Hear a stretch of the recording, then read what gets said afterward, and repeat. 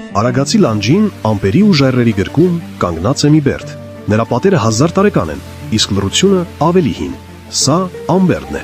2300 մետր բարձրություն, որտեղ միախառնվում են Արխաշան ու Ամբերդ գետերը։ Այստեղ բնությունն ինքն է դարձել անառիկ պարիսպ։ Առաջին քարերը դրվեցին դեռ 7-րդ դարում, բայց Բերդը ծաղկեց հզոր պահլավունիների օրոք։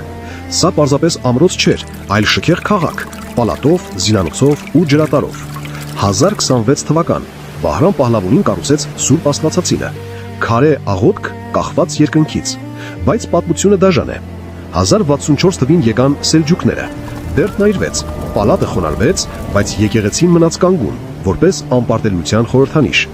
Դարերն անցան, Ամբերդը մնաց, կիսավեր, բայց անկոտրում։ Այսօր էլ նա կանգնած է ամպերի մեջ, ժամանակի դեմ հանդիման։ Ամբերդ, հայոց լեռների հպարտ պահապանը։ Իսկ հիմա միացիր իմ ալիքին, հետաքրքիրը բաց չթողնելու համար։